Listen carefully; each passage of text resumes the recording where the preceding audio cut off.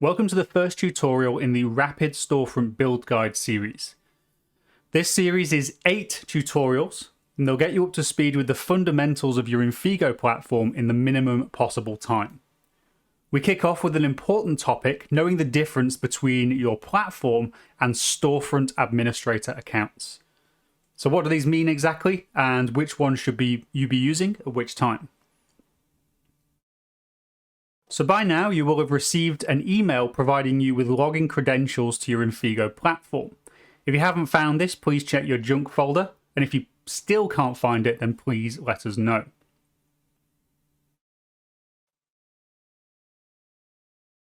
Now, before we delve into Infigo itself, let's take a closer look at your platform, storefronts, and how they work together. So starting off with the platform level. So your platform is essentially your installation of Infigo.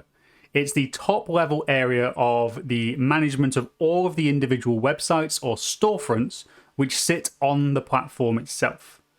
The platform level is accessed by using your platform administrator credentials from the email that you received. You won't often have to access the platform level, with most tasks being conducted from a storefront level. The primary task undertaken on a platform level is the creation of new storefronts, along with new storefront administrator user accounts associated with those storefronts that you create. So there are various other tasks which are undertaken at platform level, however these are not generally day-to-day usage. Our tutorial content will guide you when accessing the platform level is necessary. So next we have an overview of our storefronts. So storefronts are individual websites which sit within your platform. Your Infigo storefronts are an e-commerce solution for businesses selling products or services through a hosted website. Infigo storefronts can be created targeting both B2B and B2C applications. Individual storefronts are created by initially logging into your platform using the platform administrator credentials from the email. Once the storefront has been created, you can also create storefront administrators to oversee the particular storefront. It is always recommended to perform the day-to-day development and management of your storefront whilst logged in as a storefront administrator. Primarily, this reduces the risk of human error for new users, as storefront administrators can only access the singular storefront they were created for. This means no accidental alterations to other storefronts. Platform administrators, on the other hand, can modify all storefronts on your platform. Now, your Infigo package will have been negotiated with a particular quantity of storefronts. Should you need more of these in the future, contact your Infigo customer success manager, who will be happy to initiate the process.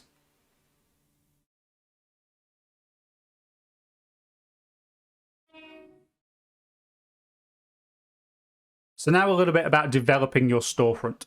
So accessing the Infigo system at storefront level is the recommended approach, as we've mentioned previously. Storefronts facilitate the creation and management of virtually every aspect of your site, and this includes things such as product management, customer management, storefront visual appearance and design, shipping or delivery capabilities, payment options, pricing options, and much, much more.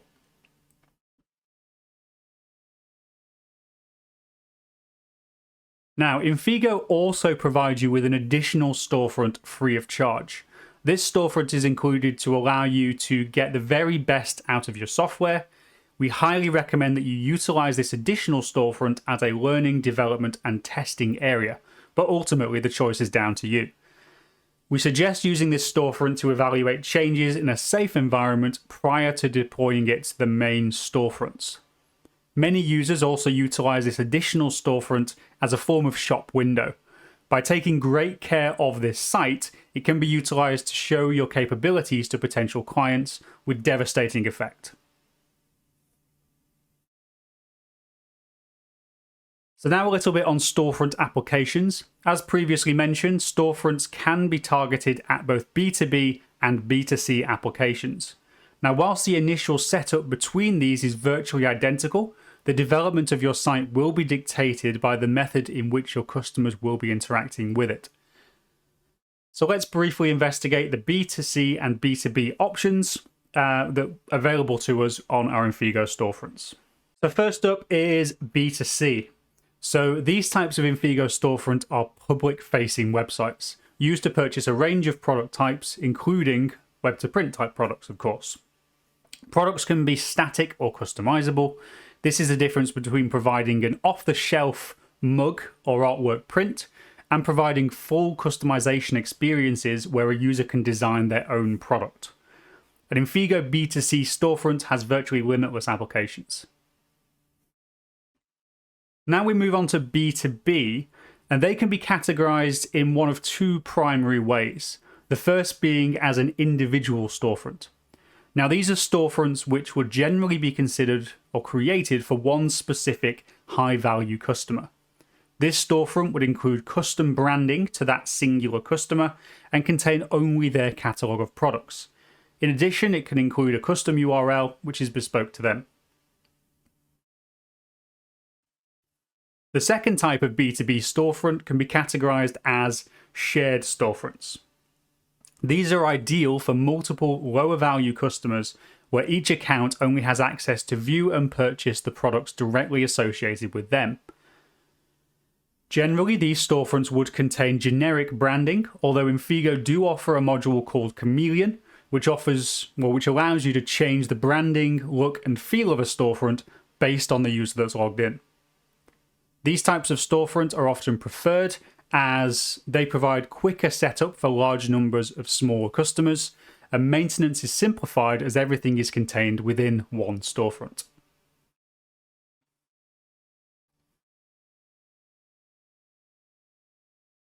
Now, we don't need to spend too much time looking at this fairly complex slide here.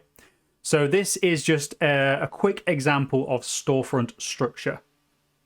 So this shows how both products and customers can be categorized and sorted.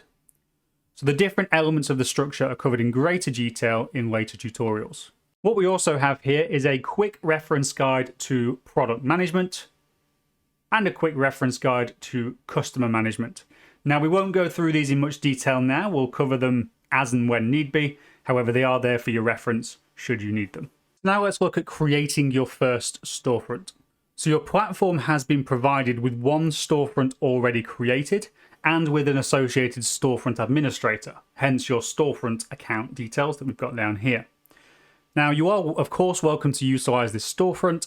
However, our next step in this tutorial will be to create and initially configure a brand new storefront. So what we're going to start off by doing is logging in using our platform administrator account. So I'm just going to take these details from the email that you've received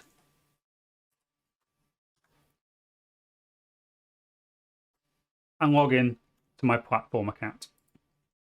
So there I am logged in as my platform account. You can tell that this is the case because at the top right of your screen, if I zoom in slightly, you'll see that we have this switch storefront button. Now, if you're logged in as a storefront administrator, that will not be present as you'll only be able to access one particular storefront. So that's your first viable check to make sure you're at the platform level.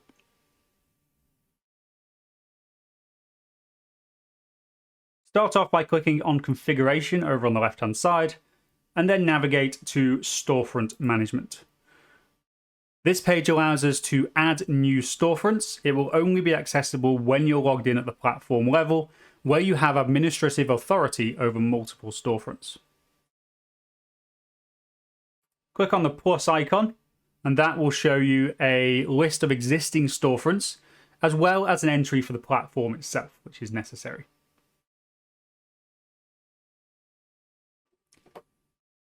Over on the right-hand side, click on Add New Storefront. Now this will present you with a pop-up form. This form allows for initial specification of many critical elements of your new storefront prior to full initialization. All of these options can be changed at a later stage if required, so don't worry if you don't have the relevant information at this stage. So I'm going to start off with a storefront name.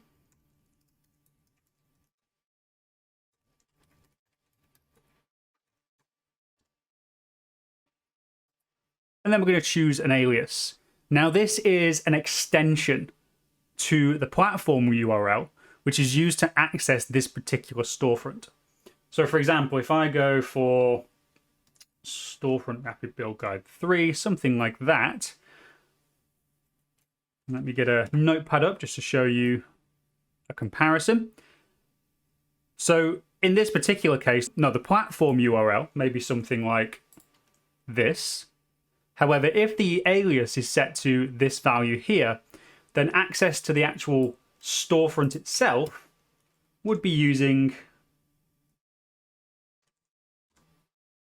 this URL here.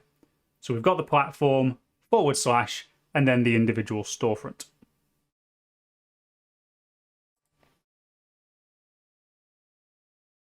We've then got the storefront description, which is for reference purposes.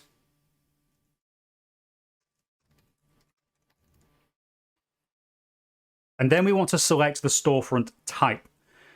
Now here you can choose whether your storefront will be used for B2B or B2C purposes. This choice will impact some of the default settings on your newly created storefront, ensuring you are presented with an environment that's best suited to your application. You can then modify color selections if you wish to do so. So you're able to define initial color selections from this form. This consists of primary, secondary, background, and text color. And these will be utilized to brand your storefront front end. So clicking on any of those colors there will bring up a separate pop-up box. You can input the color in RGB, HSL, or hex format. And you've also got manual selections available as well.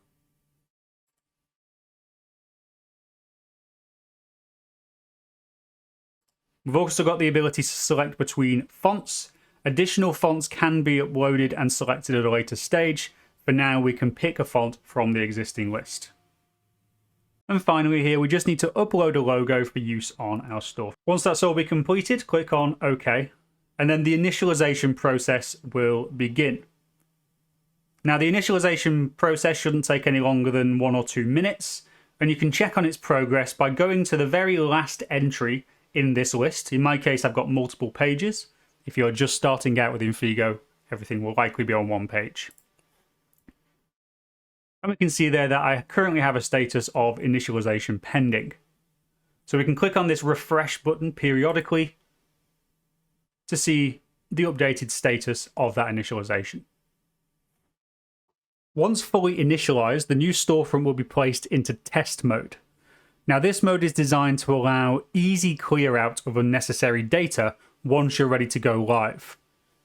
Now in a nutshell, this is just about clearing test data over on the right hand side. There are separate tutorial resources when you get to this stage. So the next thing we need to do is to actually activate that particular storefront. So we see if we look at the top of the screen at the moment, we can see which storefront is currently initialized. So if we start modifying some storefront specific content over on the left hand side, things such as products, customers, that kind of thing, they will be added to this current storefront. We need to make sure that we switch to the new one, so click on the switch storefront icon, locate your new storefront. These ones will be in alphabetical order, and then select.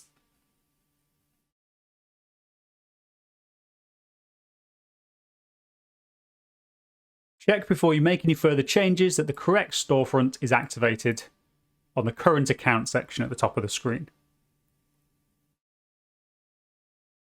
Okay, so our new Infigo storefront has been created. However, before logging out of our platform level account, we need to ensure that the storefront has an associated storefront administrator.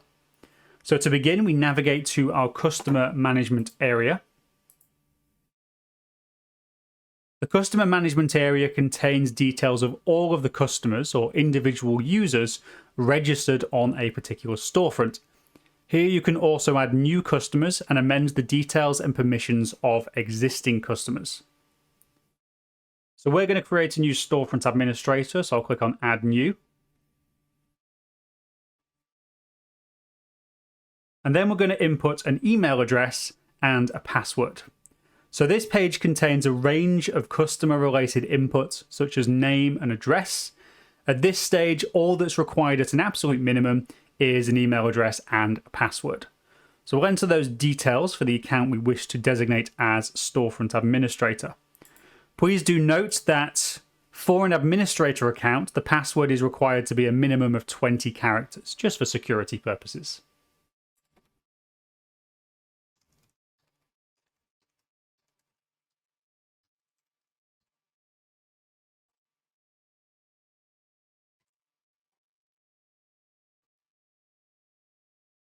Next, click to Customer Roles tab. Now, customer roles allow us to assign different permissions to different customers. A range of default customer roles exist, providing a range of different capabilities. We also have the ability to create new customer roles at a later date to suit our specific requirements. In this particular case, we're just going to select the Storefront Administrator role, and the registered option should also remain selected for all active Storefront customers. That includes all of your administrators. And then click on Save.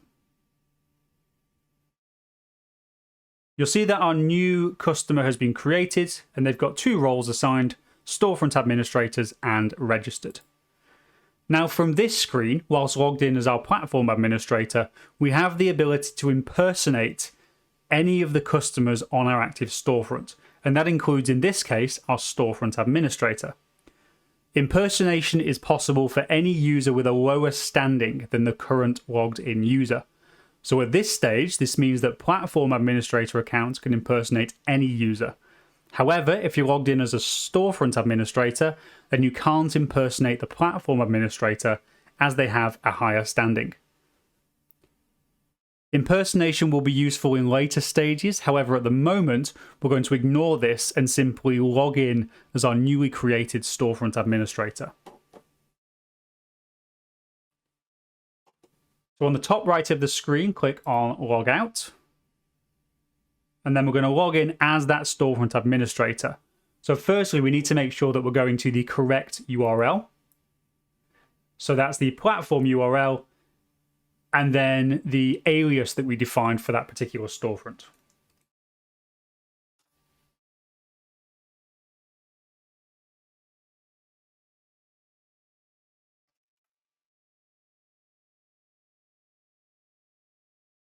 Now, you will immediately be directed to the home page of your storefront's front end. And this is a key early indicator that you successfully logged into your storefront administrator account rather than your platform administrator. Platform administrators do not have direct access to the storefront front end unless impersonating another customer. Upon the top right of the screen, if you're logged in as an administrator, you will have this admin button which will take you to the Infigo admin area, similar to what you saw when logged in previously. Only relevant users with admin area access will see this icon. General storefront users will not see it. Now, before you do any more, you do want to check that the current account information at the top of the screen is showing the required storefront. In addition, when logged in as the storefront administrator, you will not see the switch storefront button, which was here previously, as this user only has access to this one individual storefront.